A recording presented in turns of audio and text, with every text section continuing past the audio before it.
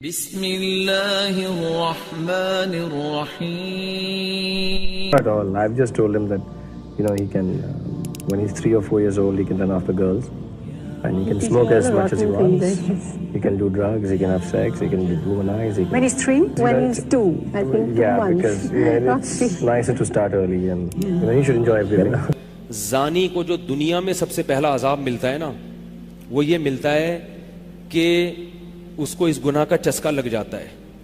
وہ زنا کرتا ہے یہ سوچ کے کہ صرف ایک دفعہ کروں گا، لیکن یہ ہمیشہ سوچ سوچ کے کرتا رہتا ہے، اور اسی حال میں اس کی موت آ جاتی ہے. زانیوں میں مرتا ہے وہ. یہ بہت بڑی بھول ہے کہ میں ایک دفعہ گناہ کر لوں پھر توبہ کر لوں گا. اور یہ شیطان اس لیے کرواتا ہے، یار دیکھیں تو صحیح اس گناہ میں لذت کیسی ہے، ذائقہ کیسا ہے.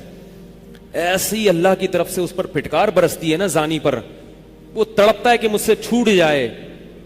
کسی کو اللہ توفیق دے دیتے ہیں، لیکن عام طور پر کیا ہوتا ہے، گیا بس.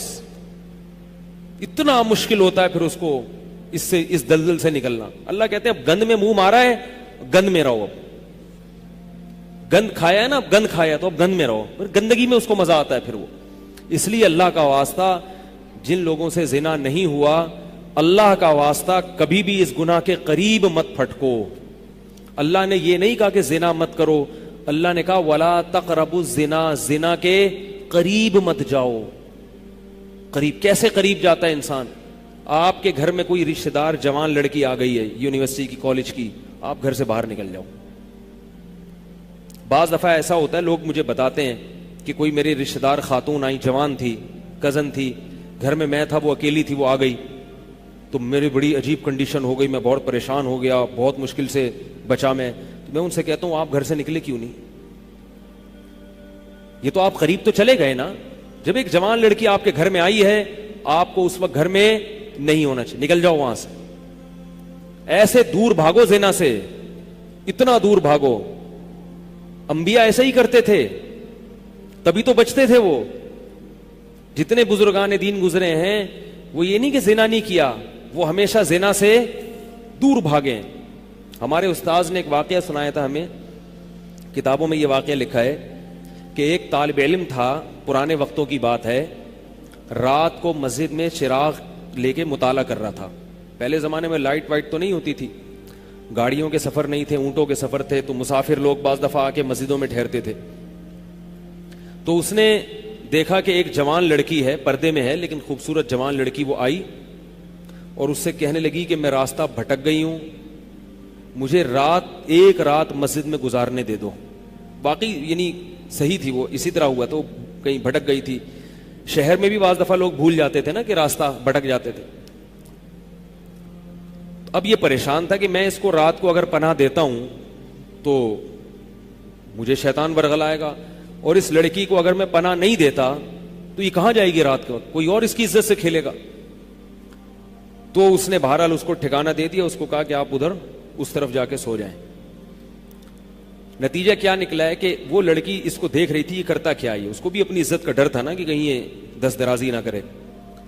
تو یہ نوجوان جس چراغ میں مطالعہ کر رہا تھا، مطالعہ کرتے کرتے اس کی آگ میں اپنی انگلی لے کے جاتا اور اس کو جلاتا.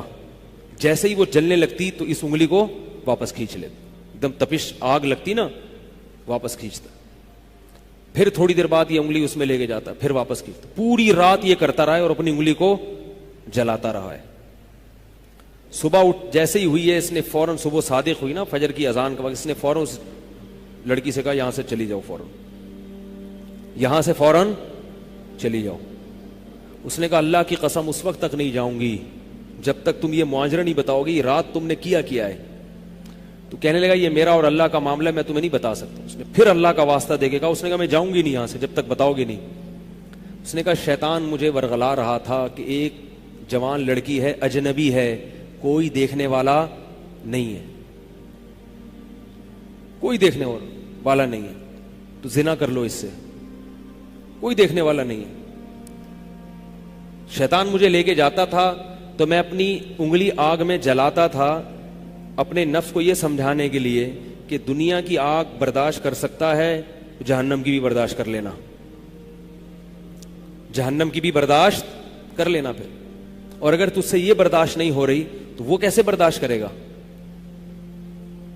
کہہ رہے جب میں آگ میں جلنے لگتا تھا نا تو میری چیخ نکلتی تھی کہ یار یہ نہیں ہو رہی تو وہ کیسے برداشت ہوگی؟ حدیث میں آتا ہے جہنم کی آگ دنیا کی آگ سے 70 گنا زیادہ گرم ہے، 70 گنا زیادہ گرم. جب نبی صلی اللہ علیہ وسلم نے صحابہ کو یہ بات بتائی، ترمذی کی حدیث ہے کہ صحابہ کے سینے سے رونے کی ایسے آوازیں آنے لگیں جیسے ہانڈی کھولتی ہے، ایسا روئے صحابہ، حالانکہ صحابہ گناہوں سے بچتے تھے، اتنا روئے ہیں کہ سینے کے جیسے ہانڈی کھول رہی ہوتی ہے ایسے ان کے سینے سے رونے کی آوازیں آئیں. اور عرض کیا واللہ انہا لکافیۃ یا رسول اللہ، یا رسول اللہ یہ دنیا کی آگ بہت تھی عذاب دینے کے لیے، اللہ نے اس کو بھی 70 گنا زیادہ گرم کیا ہے.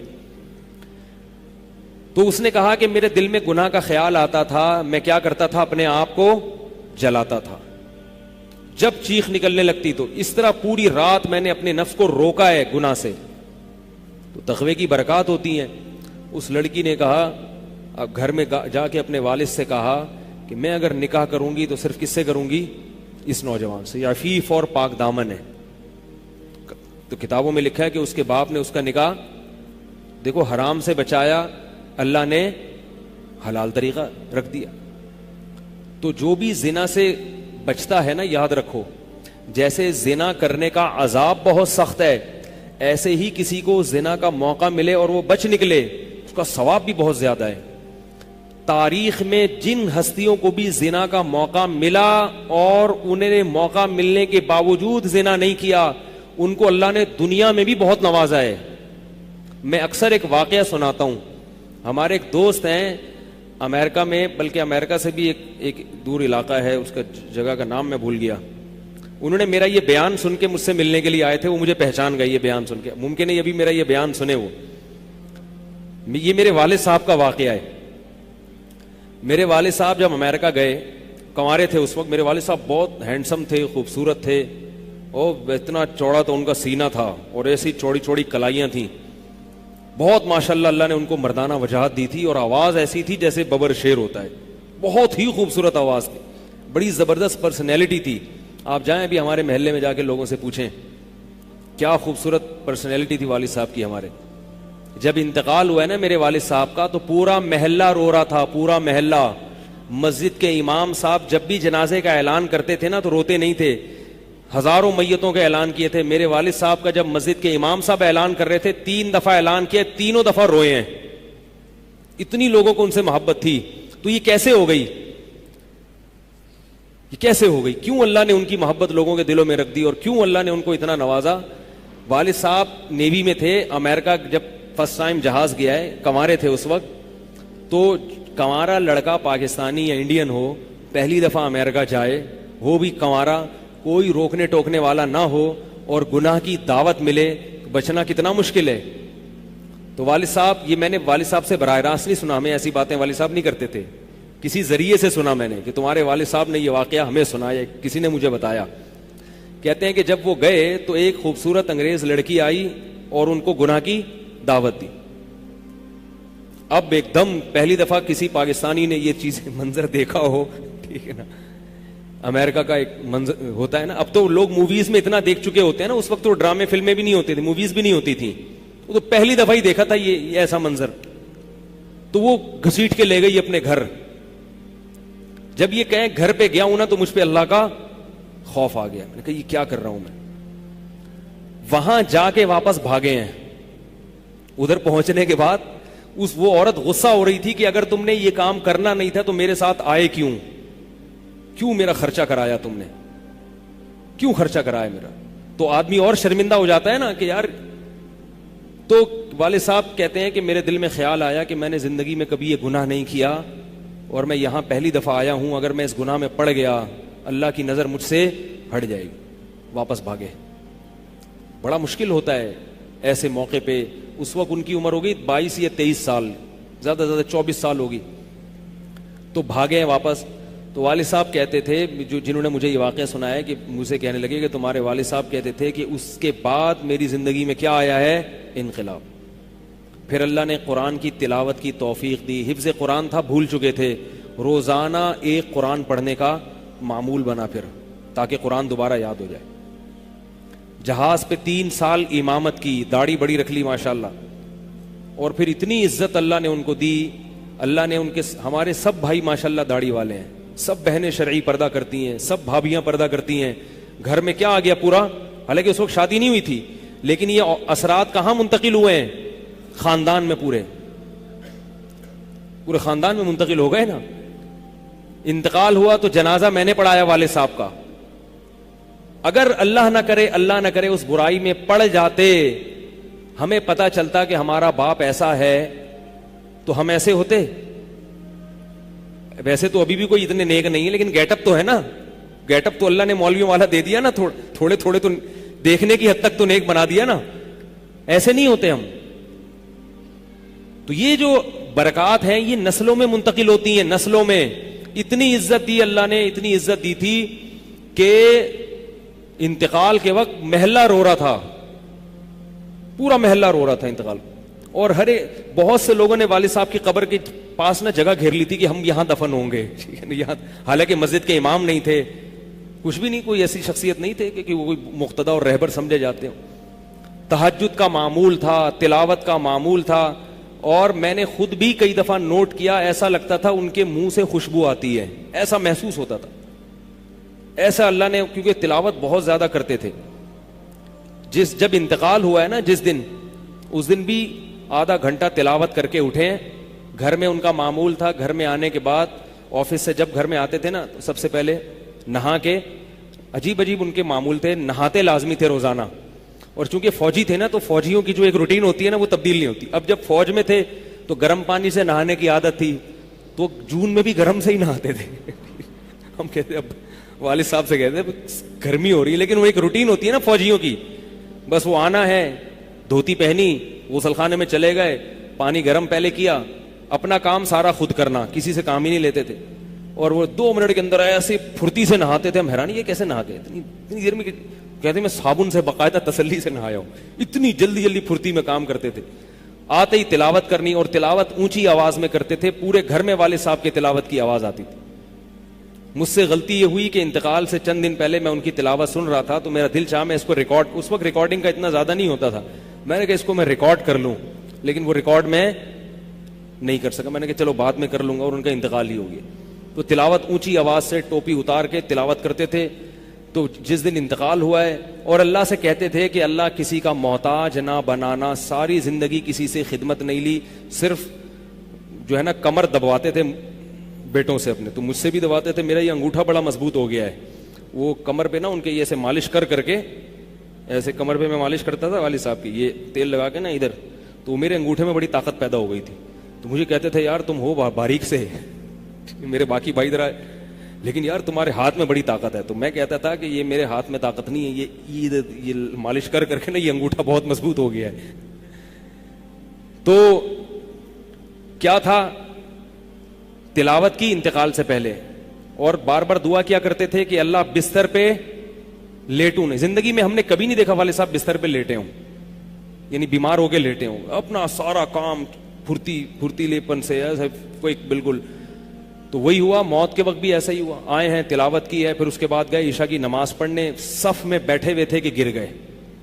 صف سے اٹھا کے ان کو ہاسپٹل لے کر گئے ہیں, نماز کی اقامت ہو رہی ہے, اور وہیں اٹیک ہوا, اور وہی ان کا قبر کا سفر تھا. کتنی اچھی موت دی اللہ تعالیٰ نے, کہ ایک دن کیا ہوا, بارش میں بھیگتے بھیگتے آئے ہیں گھر میں, اور فوراً نماز کے لیے گئے. تو والدہ نے کہا کہ بھائی ابھی بارش ہو رہی ہے. انہوں نے کہا اللہ بولے گا آفس سے یہاں تک پہنچ گئے, اور اب یہاں سے مسجد تک نہیں جا رہے, اللہ کو بھی منہ دکھانا ہے.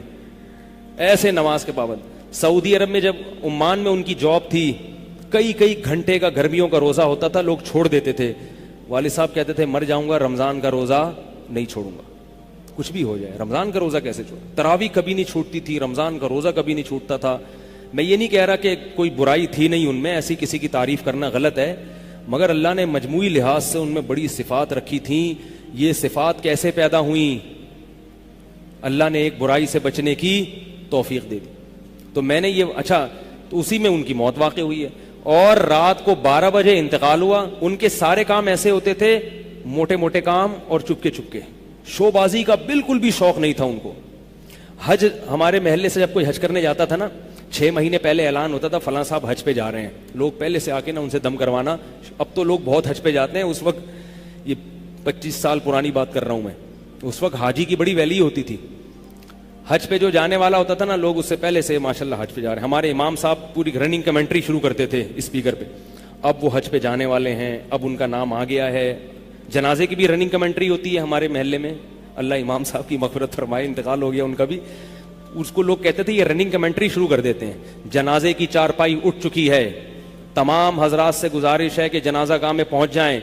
اب جنازہ گھر سے نکل چکا ہے, میت کو غسل دیا جا چکا ہے, عیدی سینٹر سے لاش گھر میں آ چکی ہے. پوری نا کمنٹری ہوتی تھی. تو وہ جنازے کی بھی کمنٹری, اور اگر کوئی بیمار ہوتا تھا محلے کا تو اس کی بھی کمنٹری. آغا خان میں داخل ہیں, ان کے پتے میں ڈاکٹر نے پتھری بتائی ہے. غفار بھائی کے تمام حضرات سے گزارش, دعا کی گزارش ہے کہ اللہ ان کو شفائے کامل عاجل عطا فرمائے. پورا محلہ دعا کر رہا تھا, اللہ غفار بھائی کے پتے کی پتھری نکال دے. ٹھیک ہے, وہ چونکہ سیاسی تھے, جمعیت کے تھے, تو وہ پوری نا سیاست سے لے کے چلتے تھے ہر چیز. تو والد صاحب اب جب حج پہ جاتا تھا کوئی, تو اس کی پھر وہ جب حاجی صاحب آتے تھے ان کا بڑا استقبال. ہمارے والد صاحب کو یہ چیزیں پسند نہیں تھیں. والد صاحب حج کر کے گئے پتہ ہی نہیں چلا, اور واپس کسی کو بولٹن مارکیٹ میں ملے. اس نے کہا ہم نے تو سنا تھا آپ حج کرنے گئے ہوئے. والد صاحب نے کہا میں بھی ابھی آیا ہوں. میں نے کہا ذرا بولٹن مارکیٹ سے ذرا ٹچ کرتا ہوا گھر چلوں. ایک تھیلا تھا ان کے پاس, اسی تھیلے میں حج بھی ہو رہا ہے. پوری دنیا دیکھی تھی والد صاحب نے, پوری دنیا کا سفر کیا. بتاتے تھے کہ چین اور آسٹریلیا یہ 2 ملک ایسے ہیں جہاں میں نہیں گیا, باقی دنیا کا کوئی ملک ایسا نہیں ہے جس میں گیا نہ ہوں. لیکن اتنی سادگی کہ آپ کہیں گے کہ شاید یہ کبھی انڈا موڑ بھی نہیں آئے ہوں گے. کوئی شوبازی نہیں تھی, ایسے چپکے سے گئے ہیں اور حج کر کے چپکے سے واپس. شہرت پسند نہیں تھی, بالکل پسند نہیں تھی شہرت. تو کوئی بھی کام ہے بس آرام سے چپکے سے کر لیا.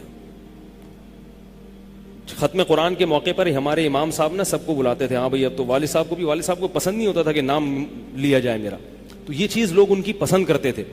تو ان کی موت بھی ایسے ہی ہوئی ہے چپکے سے.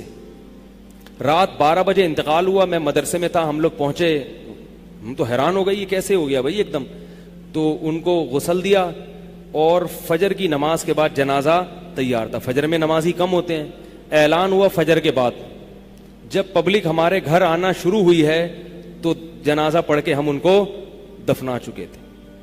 لوگ کہہ رہے تھے یار یہ اتنی بڑی شخصیت, اتنے محبوب دنیا سے چلے گئے اور ہمیں پتہ بھی نہیں. ہم نے کہا بھائی گئے ایسے وقت پر ہیں, وہ سونے کا وقت ہوتا ہے, اس وقت اعلان ہوا تھا, مگر ظاہر ہے آپ کو پتہ نہیں چلتا.